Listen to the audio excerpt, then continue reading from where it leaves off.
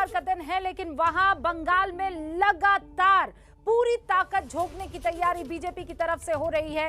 1 बज रहे हैं इस वक्त। पश्चिम बंगाल के हावड़ा में आज बड़ी सियासी हलचल है। हावड़ा में एक रैली को गृह मंत्री अमित शाह जो है वो वर्चुअली संबोधित करने वाले हैं। और दूसरी तरफ आपको ये बता दूं कि रैली में शामिल होने के लिए स्मृति ईरानी वहां पहुंच चुकी है। जमकर उनका स्वागत हुआ है और इस दौरान मंच पर वो तमाम नेता नजर आए जो कल टीएमसी छोड़कर बीजेपी में शामिल हुए थे। और ये वो नेता हैं जो कद्दावर इस इलाके में माने जाते हैं। हावड़ा ये वो इलाका है जो बीजेपी के लिए कहीं ना कहीं मुश्किल, बहुत मुश्किल डगर, और इसीलिए बीजेपी के तमाम नेता, देखिए त्रिशूल के साथ स्मृति ईरानी का वहां पर स्वागत किया गया है। और ये हावड़ा में जो तमाम रैली में जनता पहुंची उनकी तस्वीरें आप देख रहे हैं।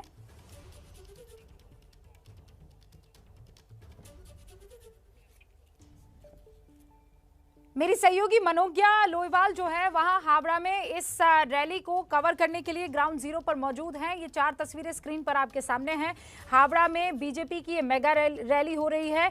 इस रैली को एक्चुअल में अमित शाह को संबोधित करना था, लेकिन अमित शाह वर्चुअल रैली को संबोधित करने वाले हैं। वर्चुअल उनका संबोधन होने वाला है। वजह यह है कि उनका जो 2 दिन का दौरा था वो रद्द हो गया है। इजरायली एम्बेसी में जो धमाका हुआ उसके बाद से ये फैसला लेना पड़ा गृह मंत्री को। और फिर अब स्मृति ईरानी वो उनको जिम्मा सौंपा गया है इस रैली के लिए। और ये रैली इसलिए बहुत ज़्यादा महत्वपूर्ण है क्योंकि ये हावड़ा में हो रही है और लगातार बीजेपी वर्सेस टीएमसी आपको वहाँ पश्चिम बंगाल की भूमि पर देखने को मिल रहा है।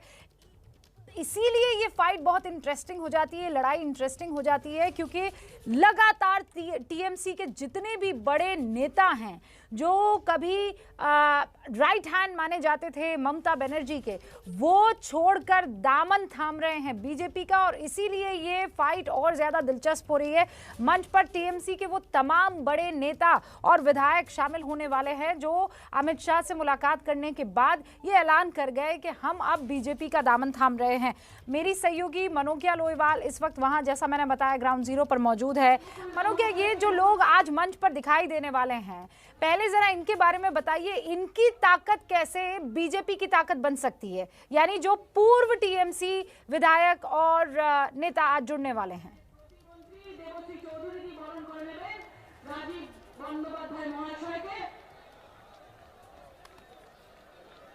देखिए, पार्टी 2 पहियों पर चलती है। अगर इसको एक साइकिल मान ले तो साइकिल का एक पहिया होता है चेहरा और दूसरा होता है संगठन। आज के जो नेता शामिल हो रहे हैं वो जितना चेहरा है उनमें से कुछ संगठन है। मैं आपको दिखा दूं, मंच की ये तस्वीरें हैं और मंच पे इस समय लॉकेट चैटर्जी से शुरू करके लगातार बाईं तरफ से दाईं तरफ अगर जाएं तो भारती घोष, संजय सिंह, प्रवीर घोषाल, रथिन चक्रवर्ती, स्वपन दास गुप्ता, शुभेंदु अधिकारी, कैलाश विजयवर्गीय, सब्यसाची दत्ता, स्मृति ईरानी, दिलीप घोष, केशव प्रसाद मौर्य और उसके बाद लगातार इंद्रनील घोष के साथ साथ वैशाली डालमिया, रथिन चक्रवर्ती और उसके साथ साथ शमी भट्टाचार्य। देखिए, राजीव घोष हाथ हिला रहे हैं। ये इस समय सबसे बड़ी बात मानी जा रही है तृणमूल कांग्रेस से बीजेपी में शामिल होने वाले नेताओं में से एक। अगर मंत्री इस्तीफा देकर अपने विधायक पद को छोड़कर बीजेपी में शामिल होता है तो राजीव बनर्जी सिर्फ एक नाम नहीं है बल्कि उनका संगठन भी है।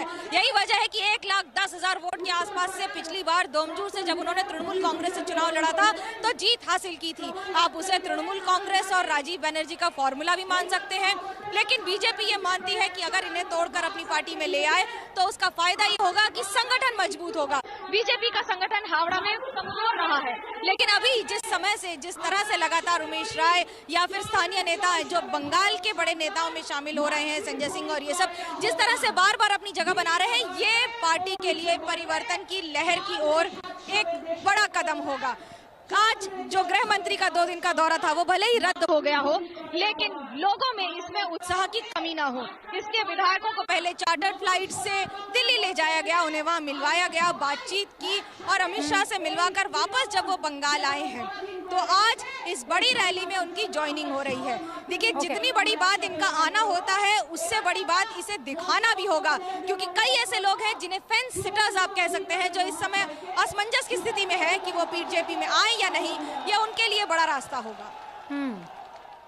मनोज्ञा बनी रहिए हमारे साथ, उस पूरे के पूरे माहौल को आप देखती रहिए और हम तक पहुंचाती रहिए, क्योंकि अब से कुछ देर पहले ये हर किसी को पता था कि ये जो रैली है ये एक बड़े इवेंट के तौर पर हावड़ा में जताने दिखाने की कोशिश बीजेपी की तरफ से होगी। और वो इसलिए क्योंकि न सिर्फ रैली हो रही है, केंद्रीय मंत्री स्मृति ईरानी वहां पर पहुंची है, बल्कि वो ताकतवर टीएमसी के तमाम शुभेंदु अधिकारी कुछ कह रहे हैं, टीएमसी का दामन छोड़कर बीजेपी की ताकत बन गए हैं। सुने जरा क्या कह रहे हैं। स्टेडियमे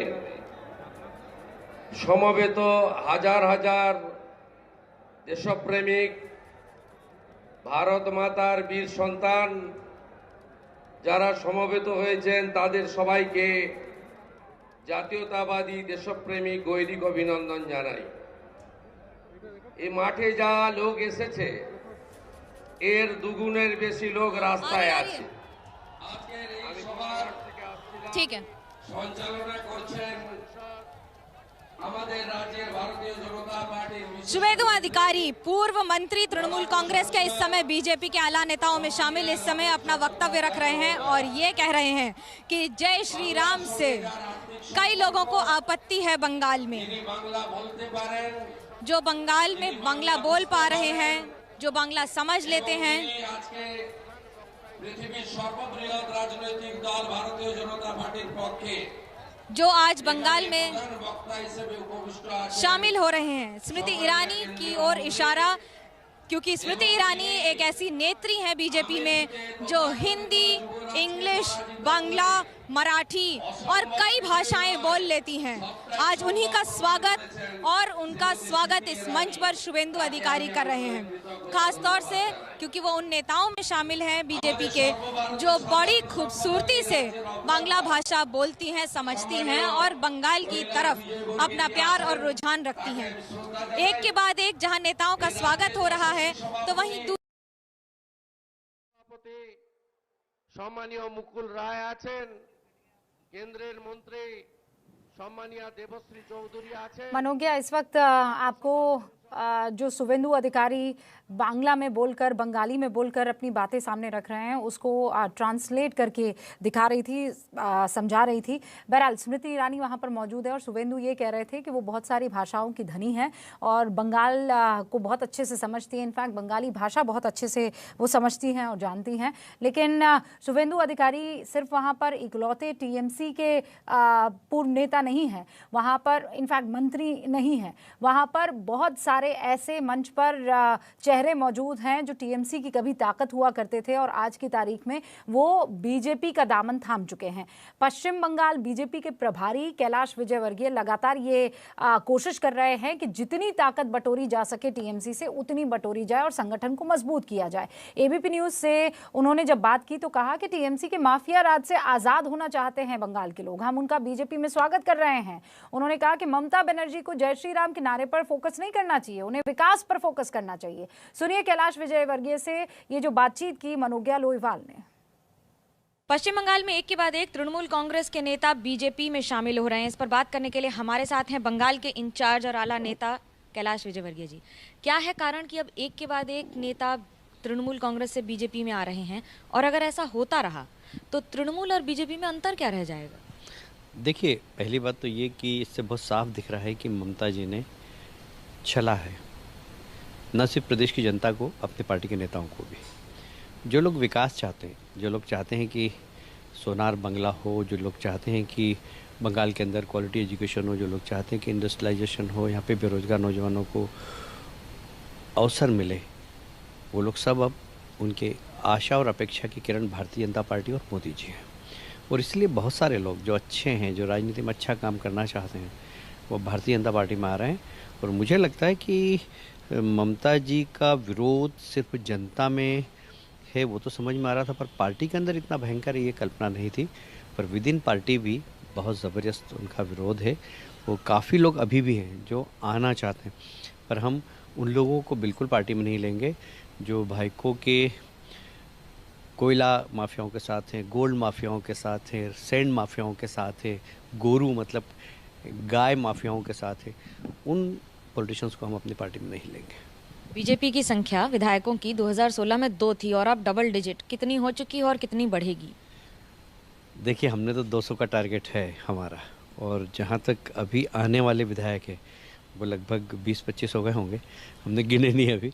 पर मुझे लगता है कि अब तो चुनाव बहुत करीब आ गया, विधानसभा का सत्र भी बहुत छोटा रह गया है। तो हमारा जो टारगेट है सरकार बनाने का, और सरकार इसलिए नहीं कि हम कोई हमारा मुख्यमंत्री बनाना चाहते हैं, हम चाहते हैं बंगाल में विकास हो, हम चाहते हैं मोदी जी की योजनाएं गरीब व्यक्ति तक पहुंचे, चाहे किसान सम्मान निधि हो, चाहे प्रधानमंत्री आयुष्मान योजना हो, चाहे प्रधानमंत्री आवास योजना हो, उसका पैसा ईमानदारी से लोगों को मिले, सिंडिकेट राज समाप्त हो। इन सब बात के लिए हम लोग यहाँ सरकार बनाना चाहते हैं। जहाँ एक और विजय श्री की तैयारी है तो वहीं दूसरी ओर एक बड़ी लड़ाई जो लगातार जारी है। कैमरा पर्सन आदर्श नायर के साथ मनोज्ञा लोईवाल, कोलकाता, एबीपी न्यूज़। बंगाल में बीजेपी के सह प्रभारी हैं केशव प्रसाद मौर्य, उन्होंने भी एबीपी न्यूज़ से बातचीत की और कहा कि 100 दिन के बाद ममता बनर्जी खुद जय श्री राम के नारे लगाएंगी। टीएमसी में जो टूट हो रही है उस पर उन्होंने कहा कि सिर्फ नेता ही नहीं, जनता भी बीजेपी के साथ है। खास बातचीत मेरे सहयोगी कुंतल चक्रवर्ती ने उनसे की। उत्तर प्रदेश के डिप्टी सीएम और बीजेपी के वरिष्ठ नेता केशव प्रसाद मौर्य हमारे साथ है। एक लाइन से शुरू करना चाहता हूँ। हे भारत के राम जागो, मैं तुम्हें जगाने आया हूँ और 100 धर्मों का धर्म एक बलिदान बताने आया हूँ। क्या बंगाल के राम को आप जगाने आए हैं? राम तो सबके हैं, बंगाल के भी हैं, पूरे देश के हैं, सभी लोगों के हैं। जगाने भी आए हैं, बताने भी आए हैं, और मैं समझता हूँ मेरे जगाने और बताने से पहले ही लोग जाग भी रहे हैं और लोग बता भी रहे हैं और लोग जय श्री राम बोल भी रहे हैं। आपने एक ट्वीट किया जो बड़ी सुर्खियों में है। फिलहाल ट्वीट में क्या कहा आपने सबको पता है। क्या वाकई ऐसा हो सकता है कि ममता बनर्जी 100 दिन के बाद जय श्री राम कहेंगी? देखिए, यह सब वोट के लालची लोग हैं। इनकी विचारधारा, इनका कोई विजन मुझे दिखाई नहीं देता है। जैसे देश में कांग्रेस पार्टी थी और उस पार्टी के नेतागण सदैव भगवान श्री राम के अस्तित्व को भी नकारते थे, लेकिन आज वह सब चाहते हैं कि हम अयोध्या जाएं, रामलला के दर्शन करें। इसी प्रकार से उत्तर प्रदेश में हमारे यहाँ पूर्व मुख्यमंत्री श्री अखिलेश यादव जी थे। जब वह सरकार में थे, उनके समय कुंभ का मेला हुआ, तब कुंभ का स्नान करने नहीं गए थे। जब 2019 में हमारी सरकार थी, कुंभ का मेला हुआ तो स्नान करने गए। तो मैं यह मानता हूँ कि जो दीदी ममता बनर्जी मुख्यमंत्री रहते हुए कभी दुर्गा प्रतिमा विसर्जन का कार्यक्रम केवल इसलिए रोक देना एक दिन के लिए कि मुहर्रम का त्यौहार है, और जो स्वामी विवेकानंद जी के प्रति पूरा संसार आदर रखता है, पूरा देश आदर रखता है, जो नेताजी सुभाष चंद्र बोस जी के प्रति पूरे देश में एक बहुत बड़ा विश्वास है, भरोसा है, उनका सम्मान इन्होंने कभी नहीं किया।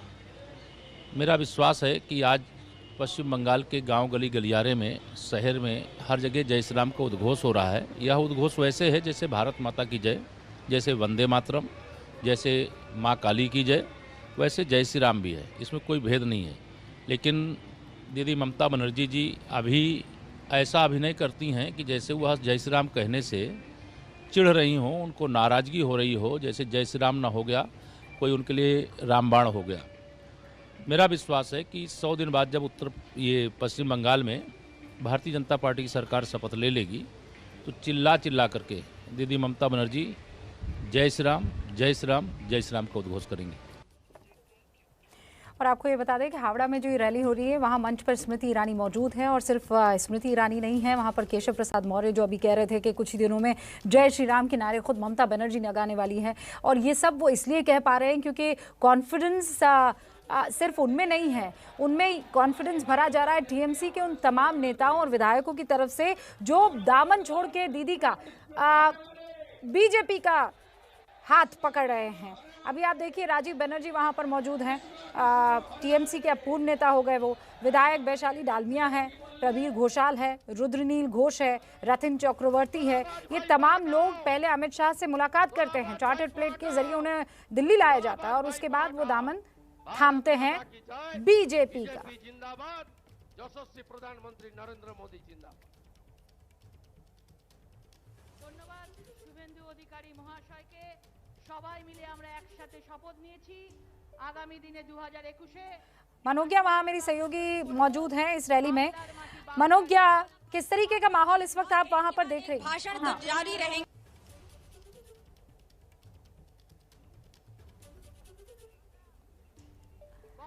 वहाँ नेटवर्क की कुछ परेशानी और इसीलिए मनोज्ञा हमारे साथ जुड़ी भी और जुड़ते ही डिस्कनेक्ट होगी। बहरहाल ये देखिए आप वहाँ पर ये भीड़, और आपको इस वक्त मंच पर स्मृति ईरानी नजर आ रही हैं। अब यहीं से एक वर्चुअल रैली को संबोधित करेंगे और ये देखिए राजीव बनर्जी इस वक्त आपको स्क्रीन पर दिखाई दे रहे हैं। ममता का दाहिना हाथ इनको माना जाता था और ये इसीलिए शक्ति बीजेपी की साबित हो सकते हैं क्योंकि इनका खुद का ये महज अपने वोटर्स नहीं, अपना संगठन भी साथ लेकर आएंगे। संगठन मतलब ये कि वो तमाम लोग जो इनके साथ जुड़े हुए हैं, और यही बात शुभेंदु अधिकारी पर भी लागू होती है। शुभेंदु अधिकारी जो हैं वो भी एक पूरे संगठन को साथ लेकर चलने वाले हैं और ऐसा ही कुछ राजीव बनर्जी के बारे में भी कहा जाता है। पश्चिम बंगाल में अब खबर ये आ रही है कि राज्यपाल जगदीप धनखड़ ने एक और ट्वीट किया है और ट्वीट करके बाकायदा ये कहा है कि इलेक्शन की फेयरनेस बहुत ज्यादा जरूरी है। किसी भी लोकतंत्र को मजबूत रखने के लिए पश्चिम बंगाल के राज्यपाल जगदीप धनखड़ ने ये ट्वीट किया है। उन्होंने लिखा है कि fairness of elections, Mamata Banerjee को ट्वीट किया है, उनको टैग किया है, is imperative being soul of democracy. For this West Bengal police and administration must be politically neutral। उन्होंने ये कहा है कि इसके लिए इम्पार्शियल होना वेस्ट बंगाल पुलिस के लिए और ममता बनर्जी के लिए और ममता के तमाम मंत्रियों के लिए, सरकार के लिए, प्रशासन के लिए बहुत ज्यादा जरूरी है। ये गवर्नर वेस्ट बंगाल के अब से कुछ देर पहले ट्वीट करते हैं और सीधे तौर पर चुनाव में पारदर्शिता को लेकर सवाल उठाते हैं, क्योंकि वो ये कह रहे हैं कि अगर चुनाव में पारदर्शिता नहीं रही, ट्रांसपेरेंसी नहीं रही, तो कहीं ना कहीं ये सीधी सीधी लोकतंत्र पर चोट होगी। जहां रैली हो रही है अमित शाह की होने वाली है, वहीं पर मौजूद है हावड़ा में मेरी सहयोगी मनोज्ञा। जरा उनका रुख करते हैं। मनोज्ञा, कब शुरू होगी आधिकारिक तौर पर दो बड़े नेताओं की रैली, एक तो स्मृति ईरानी और दूसरा गृहमंत्री अमित शाह?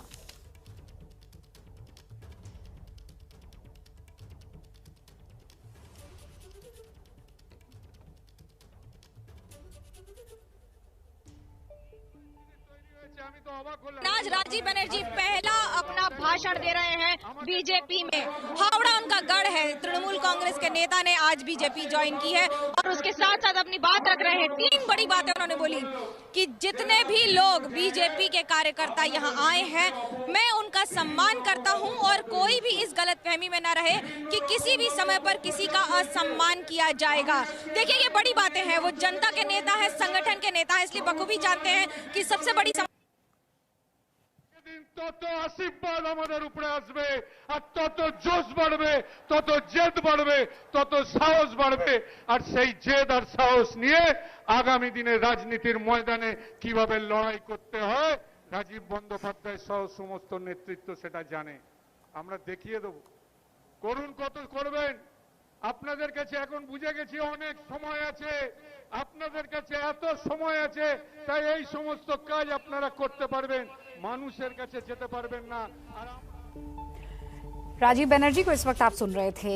ये टीएमसी के कद्दावर नेताओं में से एक माने जाते हैं, गिने जाते थे आप ये कहिए, क्योंकि अब वो बीजेपी में शामिल हो गए हैं। इसीलिए इनकी ताकत ज़्यादा है क्योंकि इनका अपना एक संगठन है, इनके अपने लोग हैं जो ज़मीन पर काम करते हैं और इसीलिए बीजेपी में आना कहीं ना कहीं दीदी को चोट पहुंचा सकता है। उधर बीजेपी में शामिल होने के बाद या इनफैक्ट होने से पहले एबीपी न्यूज़ ने टीएमसी के पूर्व विधायक वैशाली डालमिया से बात की। आपको सुनना चाहिए ये फैसला उनका क्यों। गेरुआ कैंप में आप ज्वाइन करने जा रही है, क्या कहेंगे लाल साड़ी और गेरुआ कैंप? देखिए, मैं तो ज्वाइन करके जब वापस आऊँगी, जब मैंने देखिए साड़ी का कलर जो भी हो, अभी मेरे मन में एक ही गाना आ रहा है, रंग दे मोहे गेरुआ। तो जब मैं गेरुआ में रंग जाऊंगी तो मैं शायद वापस आऊँ गेरुआ साड़ी पहन के। Let's see. क्या कहेंगे आप, स्पेशल डे है क्योंकि चार्टर्ड विमान भी आ रहे हैं दिल्ली में? डे क्योंकि बहुत बड़ी दिन है।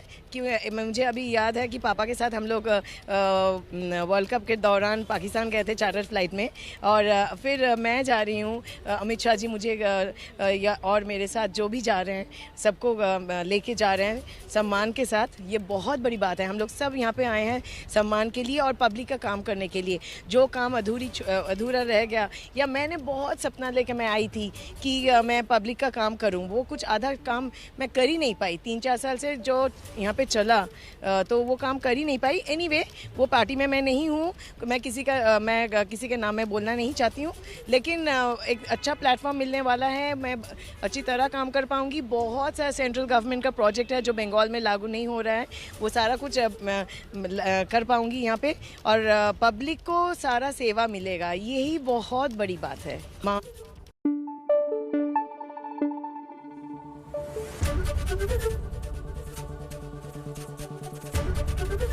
एबीपी न्यूज़ आपको रखे आगे।